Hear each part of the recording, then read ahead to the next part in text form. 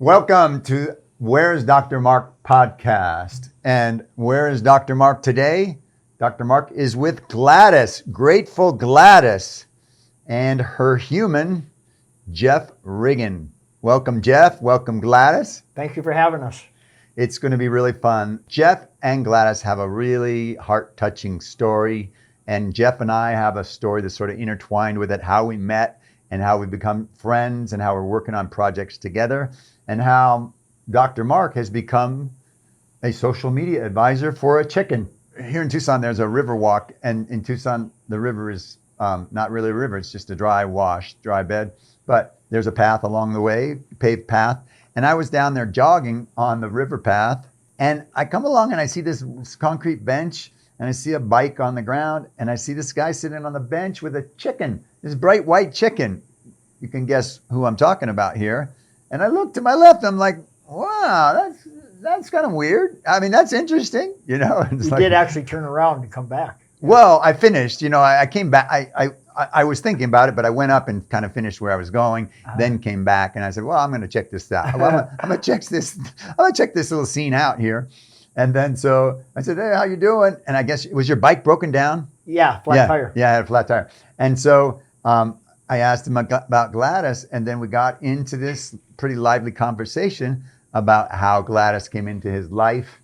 And then we had a bunch of things in common in terms of what I do, Coyote Dental. He had just gotten some dental work done in Los Algodones and had done his own research.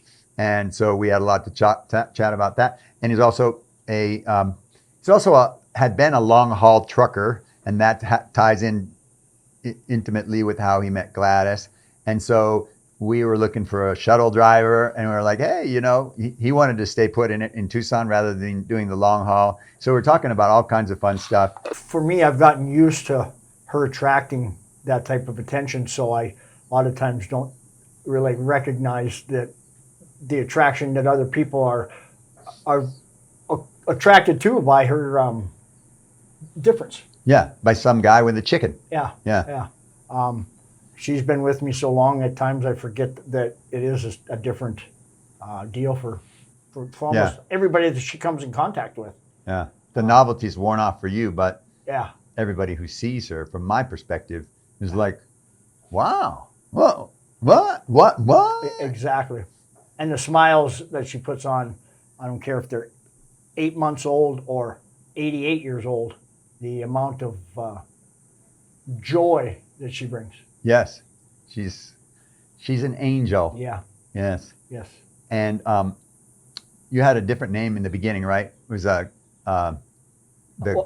was Gladys, the crazy trucking chicken. Yes, and with me helping to advise him as her social media advisor, we've come up with another name, and that is Grateful Gladys. Yes. And maybe even GG as a nickname, but anyway. I like that. Let's talk about how you found Gladys. You tell that story. How Gladys came into your life. And also Jeff's writing a book, and he's got the first 3 chapters already sort of in the can, a rough draft of the first 3 chapters. So the very first chapter of the book is how he met Gladys. Literally months, up probably 5-6 months before she even came into the existence or she was even in born. Your life. Yeah, or she was even born. Really? Yeah, because she was roughly about 3 weeks old when I got her. And this was 5-6 months previous. I was on the road talking to a friend of mine, and I told him that I was going to get a chicken, name her Gladys Kravitz, and call her the Crazy Trucking Chicken. Months go by, I actually tried to stop at a couple of feed stores to get a baby chick. I was going to get 3 because I knew that at that time they're hard to keep alive. Yeah, and you're a farm boy, just so everybody knows, right? Yeah, I grew up with animals all my life. Yeah. I've even raised ostriches. As I ended up here in Tucson, couldn't get out of Tucson. I was a long haul over the road trucker that hauled commodities. So in my case, it's hard to get out of Arizona. It's hard to start a job from Arizona? It's hard to get any bulk out of here because there isn't a lot of produce. So explain, you're saying truckers terms, so explain that in... Well, Arizona is kind of a consuming state versus a state that produces. So all the trucks come here to deliver stuff? Yes. and it's hard to get a route or get a job to go out. Get a load That's- out. Okay. So I ended up being here for over 2 weeks, ended up leaving here and had a 500-mile journey to Texas. And I got to Texas and it happened to be a load of corn. So from Texas, I went to Oklahoma, which ended up at the facility where she came from. This facility was very much like a, what you can imagine the worst scenario for an animal. And her Industrial farm. not what they call cage-free. And when I got to this facility actually had a guard shack. And the guard shack, when I pulled up, I'd never actually seen this before, handed me a container of disinfectant and told me to spray the inside of the truck. At that point I was confused because I was not really aware that I was at a chicken facility. I spray the inside, the guard stands there to make sure that I do. I instructs me to go pull a head, and the head was what they call a hoop barn. As you drive the truck in, it's kind of like a car wash, and it sprays the underneath and the sides and the top of the truck with disinfectant, which I thought, what am I getting into here? I get through that process, come to a gate, and at that point there's actually a guard at this facility that opens the gate to allow you in to drive down a long corridor with barns on each side, massive, 100-foot plus barns on each side, and to an area where one truck comes in, one truck on the other side, just a two-stall type area. I pull into there, and normally as a driver, you open your own gates and to drop. In this case, they came out and actually opened the gates, which kind of was a shock. So when you say to drop, you have a big truck and it's got like a funnel at the bottom between the trailer wheels. Yes. And you pull over some kind of a well and you drop. Yes. At this point, I was hauling whole corn, and which kind of shocked me that I wasn't. Usually, as a driver, they make the driver do that process. So I'm sitting behind the wheel, and there's cameras everywhere, and all of a sudden, the other truck is ready to pull out, so the door opens up, and she walks around the corner, just beat up as all. We're going to put pictures in here for those of us people watching on video, and it's pretty dramatic. If you're on audio, Gladys here on the set, radiant, beautiful, white as can be. Yep, she knows I'm talking about her.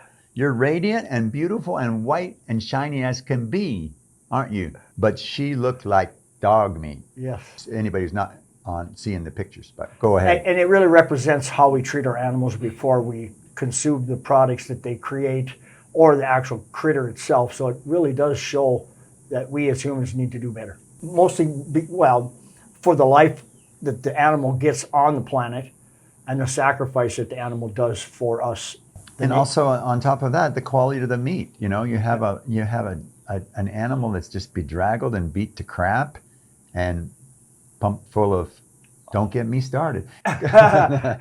So I want to turn it back over to you. So you see the chicken. You see this bedraggled chicken that looks like it's been run over by a truck, kind of, right? Absolutely. Missing feathers. Her crown was completely swollen. And when I was sitting there behind the wheel, I thought to myself, no way, because I had told a friend of mine months prior when I was up in Washington that I was going to get this chicken, named her Gladys Kravitz, called it a crazy trucking chicken.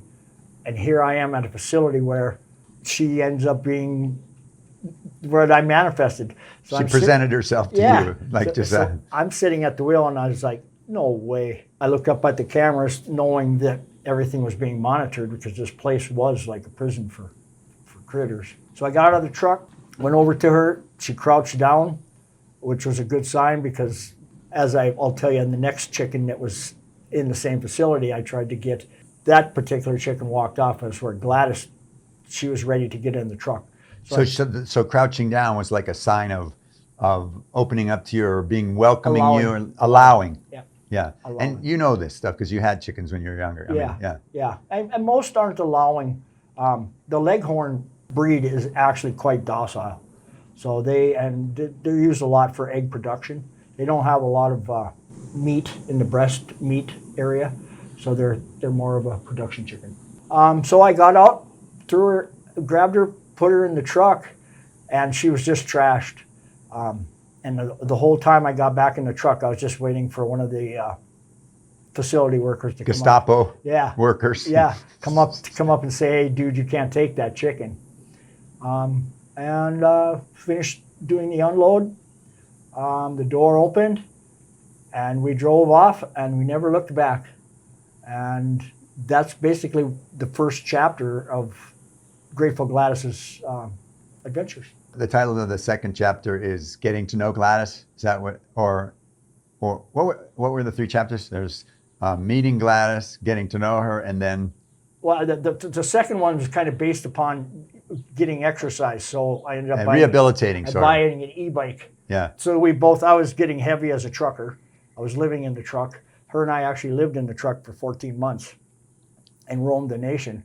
But at that point, she needed exercise, and so did I. So you both were kind of going through rehab. Her being emaciated, me being overweighted. So, and in the trucking industry, it's a very unhealthy industry. And the guys that put their time in, they devote their whole life to that profession. Yeah. And it's very hard on a family. Yeah. And hard on your body. On your body. You know, in the old days, you used to have cafes and home cooked meals. And it seemed like, as I talked to a lot of the other drivers, so much of that went away in COVID. It's synthetic or processed crap. Yeah. Doesn't have a lot of health to it, and that's all you have available. Yeah, and let me tell you, you get down the road 20 miles, and sometimes you just got to stop. There's no choosing when you're going to stop. It comes out the way. So, and then dealing with her in the truck, it just kind of makes you realize what a good turd should look like. Well, you mean your own turds should look a certain way when you're healthy? Okay. That's why they call it a turdsy roll. It should represent something like, yeah, that's a 10 out of a 10. But as a trucker, you don't get that option. And so many guys battle that. Unhealthy lifestyle. Oh, yeah. Yeah. So how long have you been off of the road and live? And let's talk a little bit about the transition from the road, where she was your constant companion, to becoming a local delivery guy, local trucker. And what was that transition like? That actually went well. I still to this day miss the over the road. I know she does too, because she literally has spent hours. She used to ride behind my seat. On a bike? In the truck. Oh. She had her own little crate in the truck.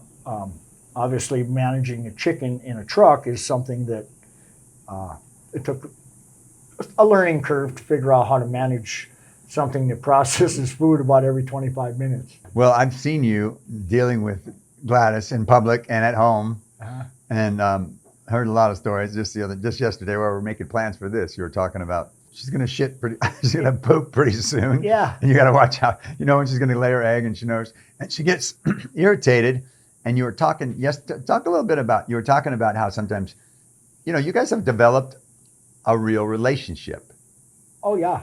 Yeah. And when you talk about your personality and how it affects her, and then her personality, how it affects you, I was fascinated. I was like, wow, a chicken? I mean, we all know about dogs, and they come home and they lick your face, but you guys have a similar kind of very much rapport. Yeah.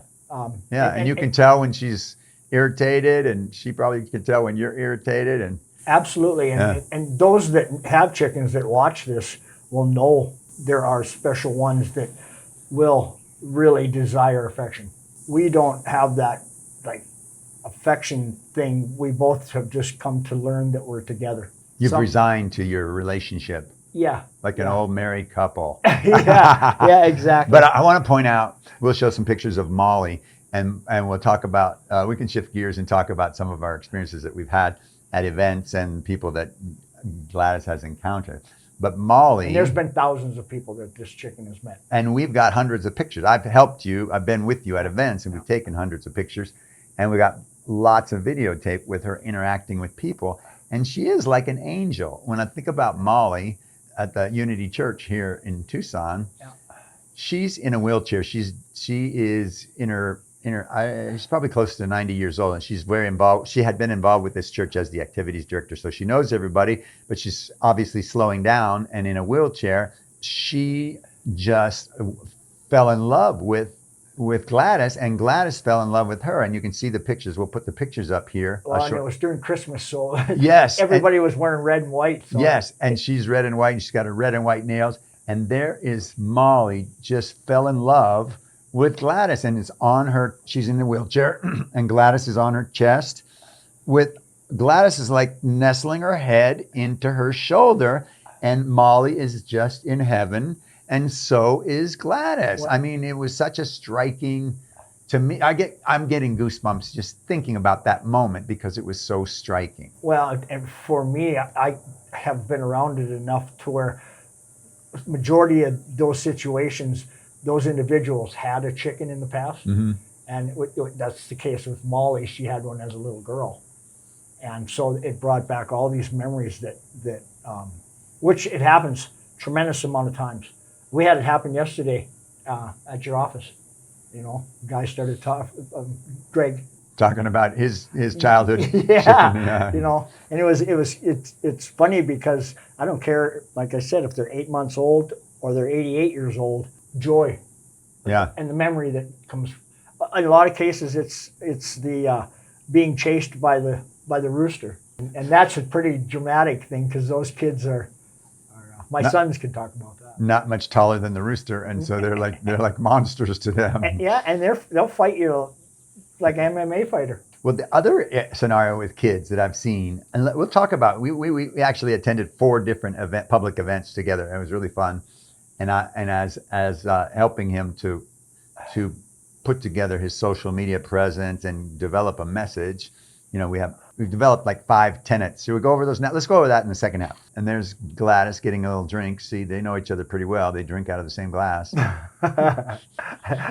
Yeah. She's not a chicken. No, she's an angel. I've been present to so many beautiful experiences with her, and the other experience that with kids that are not chicken kids. I've not seen a kid.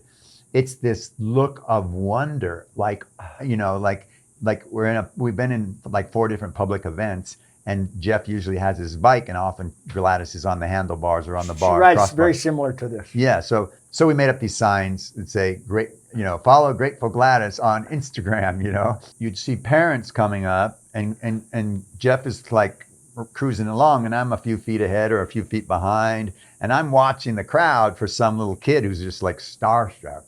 And then I kind of like intervene with the parents of the kid and say, "Hey, do you want to pet the chicken? Come on." And then some of them are scared and some of them are like, you know, excited. But just to watch that moment when these kids from the city have never seen a chicken or even don't, you know, they know cats and dogs, of course, but they see a chicken and they get to go up and pet it. And then Gladys always seems to respond affectionately, like, I'm petting her right now, and she's sort of like, she lights up a little bit. Would you say that's true? Absolutely. Yeah. And so she likes the affection and she likes the attention. And then you get all these different types of people, handicapped people, older people, kids who know, people who don't. And she just brings this light. She's like an angel. You know, we talked about that yesterday. I recognized it kind of very early into the journey. We were at Great Salt Lake picking up a load of salt, road salt actually, to go to Colorado. And a lot of times I would stay out on the lake waiting for the facility to open at 7 a.m. on Monday. And I put her out of the truck, and as I opened the door, a couple of white feathers flew up. And I remembered a saying that to identify if an angel's been around is white feathers. And it happened quite a bit where I'd roll the window down and one would float the window. So I was like, you know, here I am riding around with an angel. At that point, she was in rough shape, but we got some beautiful pictures. She's been to all but maybe 13 or 15 states in the nation, and most of them are the upper northeast part. But she's had pictures in Denver. She skied in Utah. She skied? Yep. Oh, yeah? Yeah. At Beaver Mountain. Oh, yeah? Yep. Beaver Mountain. She's the only chicken they said that's ever been on a ski slope in Utah, in Beaver Mountain. That's awesome. In fact, we went up the first time. I had her in my coat. We got to the top, and I took her out of my coat, and I threw her on my shoulder, which chickens don't have a real heavy grasp. So by the time she got about a third of the way down, she was tired. So I took her off and I put my pole across my neck, and then I put her on the pole. Right next to your head? Yeah. Yeah. And then some of the people that were skiing actually took video of her going down the mountain on the pole on my, and I've got some pictures somewhere. And I couldn't take the pictures because I was with her. That's what happens a lot of times in this adventure. I'm in it, so I don't get to see an outside perspective of it. Yeah.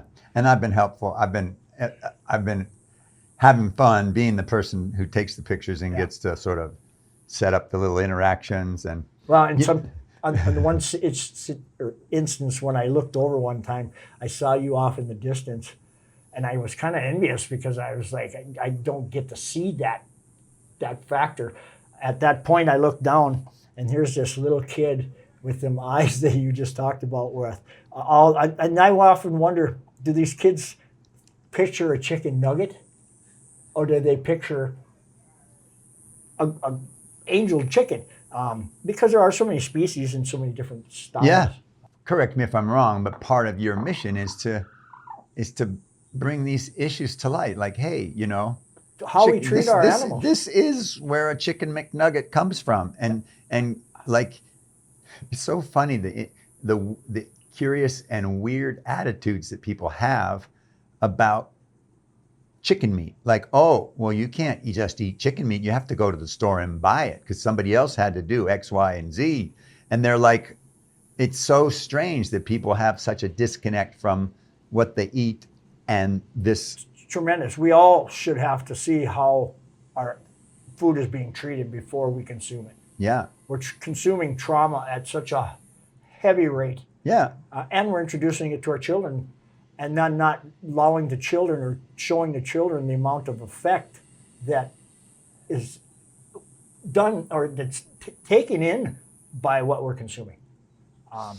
And just the fact that the meat of somebody who's been through that kind of trauma is definitely going to be not the same as a chicken who's happy. So you're eating depressed and traumatized meat. So you're taking that trauma that's encapsulated in that chicken that's this goes across all critters. Yes, of course. Yeah. And I really am so excited for you and your process to use Grateful Gladys and her angelic presence to educate people, because Jeff's working on a book and he's got 5 tenets. I don't know if he's got them all finalized, but he's got 5 different tenets that he wants to share, messages that Grateful Gladys is bringing to people. And so I was really inspired by that, and I'm helping him to develop that.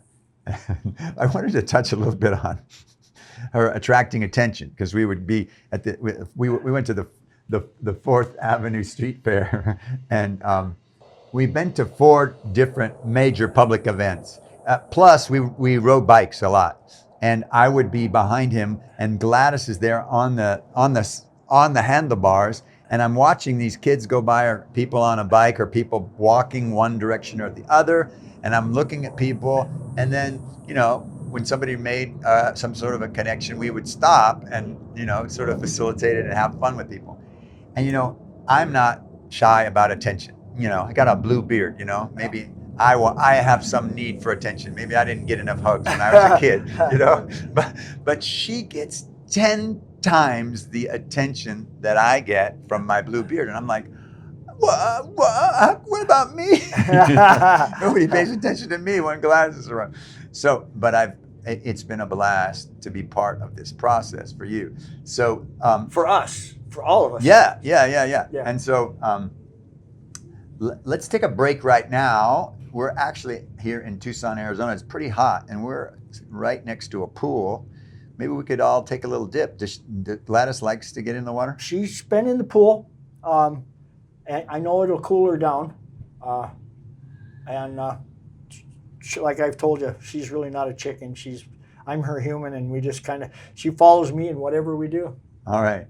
So let's take a little. And one thing I can tell you is that she lets me know. She lets you know when you're irritated, or when she's irritated, or when she needs something. Yeah. Which isn't very I have. Well, let's move on. We'll do that after the break. All right. So we're going to hear a little. We're going to hear a little word from our sponsors. It's Coyote Dental, and just let you know that Jeff has been a client of Coyote Dental. Yep. And let's take a break and go for a little swim, get cooled off, and then we'll come back and dive into some more chicken nuggets. Welcome back after the break to the Where's Dr. Mark podcast with Gladys, the swimming chicken. Yeah.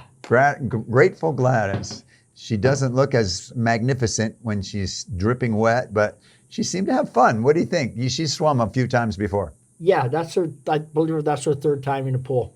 It shocks me how good they can swim. Yeah, I was amazed. She looks like a duck for a minute there, and she was making progress, and had her head above water. She didn't look. She didn't look awkward. She had one intention. That was to get to the edge. Yeah. Well, I hope that she's cooled off, but and not tired out, because we're going to be talking about you some more. We're going to be talking some more about you. Let's talk a little bit about the events that we've been through together, and then we'll just organically weave in all of these 5 tenets. Jeff has 5 tenets that he's going to be including in his book, and they're like messages from angelic, grateful Gladys, and things that Jeff feels can change the world, right? Talk a little bit about that. Change the way we treat our animals. Yes. Change the way that our animals, they get a short time on the planet, and they should enjoy it as much as we think that we should. Or I have seen such horrific things that really should be shown to all of the public. And yesterday we were talking about these 5 tenets, and you were talking about affecting the planet, affecting attitudes, and even affecting the land and affecting the oceans. I mean, you had a really broad mission of yours. Yeah. Yeah. And I'm, as trying to guide you, having had some publishing and distribution experiences, I'm trying to guide you to have it be more focused on Gladys and chickens and animals. But it's a broad subject. It's huge. It goes from seals to snails to the stuff that we spray on our ground that our animals consume, and then we consume them, and it goes to all critters. Yes. And ourselves. To get a little woo-woo and metaphysical, you think that Gladys, I would agree that Gladys is here to have an impact and make a difference in people's lives, and that she knows that she's got it good. I mean, like, if you can imagine, giving anthropomorphizing is like giving human qualities to things that are not human. Yeah. But I really believe that animals are aware. How could she not know that she's got it good, and that you're like you're a big provider, and you made a difference in her life? The other day I was on my computer sitting in the back room, and I look over and she's laying on the floor just like a dog, or, well, not so much a cat. They're not pretty much like that, but for her, she was just laying there just looking up at me, and I had to remind myself that she's as much part of my life as I am hers. Probably even more so. Because the other day I did lose her for a bit. Outside? Yeah. Yeah. And it's like losing a little kid. I was like I've had this happen before, and I kind of know that she blends into the scenery. But she was underneath the neighbor's camper. Because she gets very nervous. Birds of prey? Yeah. Well, anything above. And she has been attacked by a dog, so she's aware of danger. The dip did her good because she's cooled off, and she's yeah. You can to see that she's not panting, and and it takes quite a while for them to dry out. Her feathers will stay wet for, like when she goes to Spa de la Bucket, she can be wet for an hour and a half, 2 hours afterwards. And for those that don't know what Spa de la Bucket is, it's a 5-gallon pail that she. I was wondering. I was like, what is that? So that you have a 5-gallon bucket that she goes swimming in, huh? Well, that she sits in and does her cleanse. Because chickens like to go out and root around in the dirt in nature, it's to eliminate parasites. So let's talk a little bit about the different events we've been to, and how our relationship developed, and how we're helping each other. And it's just, to me, it's just been a kind of an organic development of your and my. I have a lot more experience in certain areas than you do, and I'm setting up an art gallery for my work, and so you're going to be helping me put together that in exchange for me counseling you guys on social media and how to get your message out there. Because I published a few books myself, had a lot of experience online and producing videos and all that stuff. And I'm very proud that we've been to a couple events, and the pet parade was the last one, right? Yeah. So the first one I think was there's like 3 or 4, but we went to the 4th Avenue Street Fair, and that's where I just saw like groups of people, like a circle of 20 people gathering around, and I thought, wow, look at the power of Gladys and her ability to attract a crowd. And then developing some kind of routine where people could kind of make a line and come up and pet her and kind of get a little piece of that experience. They all seem to want to. Yes. Touch. And yes. I'm surprised at how many will say, "Can I touch her?" They have that respect. Yeah. And so we did that, and that's where the lights went off. Like, wow, look at this! She's got so much attention.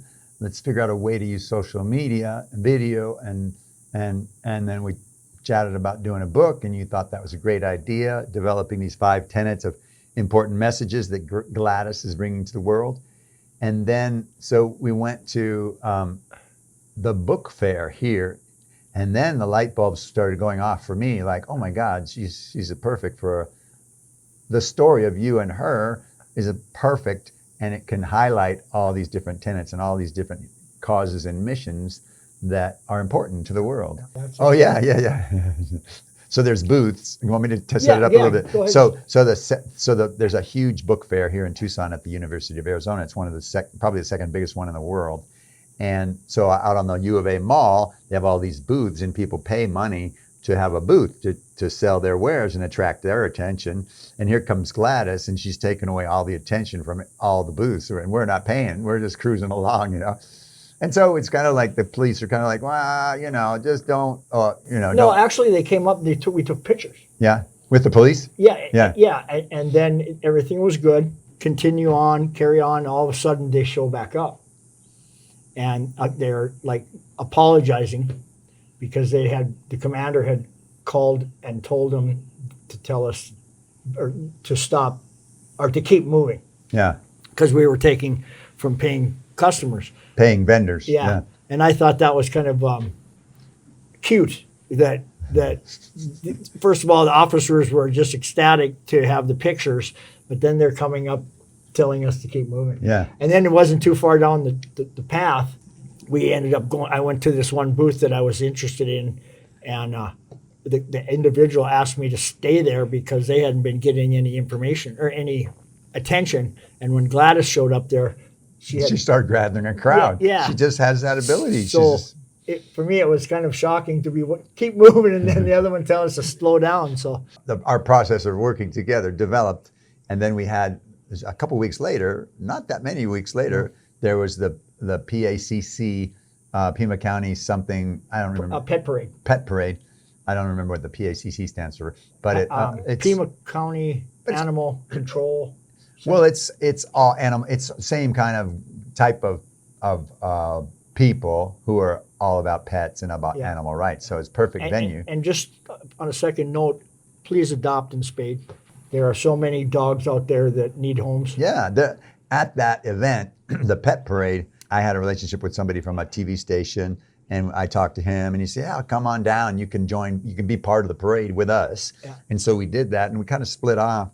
And so a couple of days before, I'm like, Jeff, we got to get an Instagram page that's easy to remember and easy to sign up for. And the crazy trucking chicken is just like awkward and not quite, doesn't roll off your tongue. It means a lot to you, but so we came up with the name Grateful Gladys because Gladys knows that she's got it good. So she's grateful for this life being rescued from the internment or internment camp. Yeah. Internment is that the right word? So we got the URL gratefulgladys.com, and we made these signs. Yeah. And then we're at this place where it's this really focused attention because everybody's into pets and animals, and we're going along, and I'm following behind, telling Gladys the story. This is Grateful Gladys, and this is Jeff who rescued her from an industrial farm. And people are like, oh, wow. I was really proud to be able to help, and I was just doing this out of the generosity of my heart. And then just to tell people later, like, I'm a social media manager for a chicken. It's just so much fun. I was very proud to be able to help you in that way. And then I'm working on 2 different publishing projects. One is the relaunch of the 20th anniversary of my book, Driving to the End of the World. And he's working on his book. And then I have another book. I think the title is going to be On the Streets and Between the Sheets. It's a novel that interacts with some of my travels from my Driving to the End of the World days. And so all of a sudden, this is an opportunity for me to share stuff that you don't know how to do, and also for me to get off my butt and do the same thing. I'm teaching you stuff that I need to be doing. And I was like, oh yeah, this is pretty easy. Why am I not doing this? And so we've developed a great relationship, and it's really exciting. It's fun. It's so much fun. I totally take it as a mentorship. Yes. Because there's a lot of stuff that I would not pursue that you're driving me to do. Yes, and I have experience going to book shows and book fairs because I've published other works. And when I was at the book fair, it was like, ding, ding, ding. Wow, what a great book for kids, even a great book for, and all of these organizations would be willing to sponsor you, and because they're so aligned with she and your missions are so aligned with them.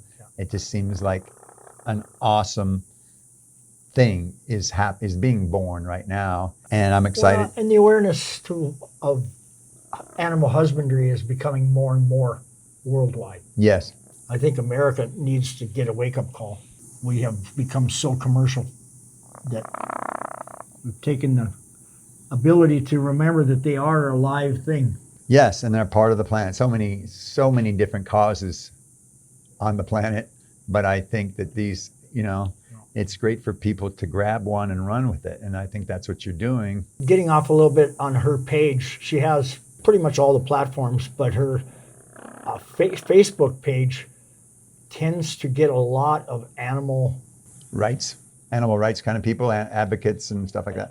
Yeah, like saving the seals from the plastic that's in our oceans that is insanely common, to, of course, facilities when it comes to like Ridgeland Farms. I don't know if anybody's been paid attention to what's going on with Ridgeland Farms and the beagles. And bears, too. They're doing these vivisection. Yeah, this is horrific. It's insane when a person starts to dig in to find out. Yeah, it's horrific what they do to animals. And locked in a cage their whole time and tortured. Yeah. Basically tortured. And it's really wrong as a human. Right.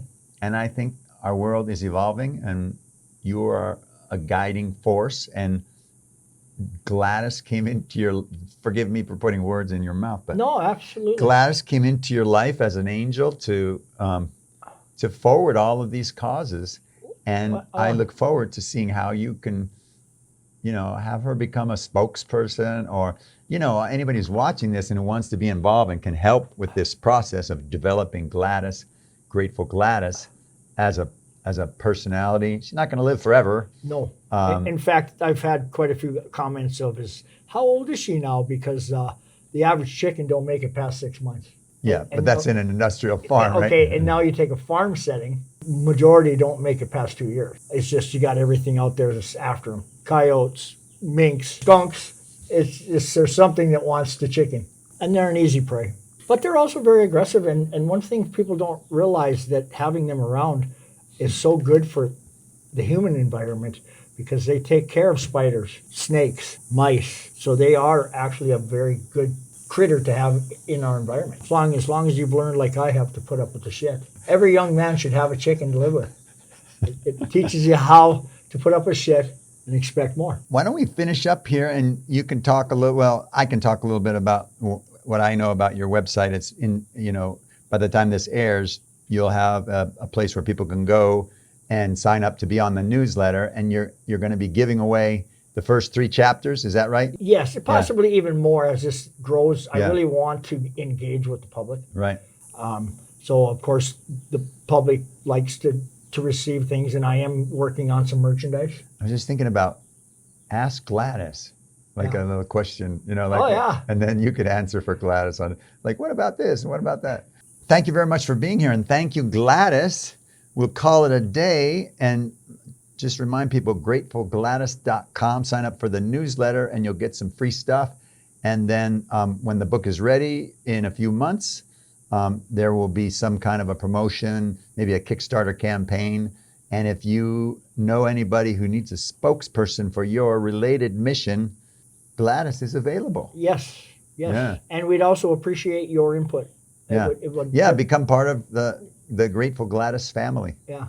I've had people from the United Kingdom call me, and it's just been such a weird or a different eye opener for me. Yeah.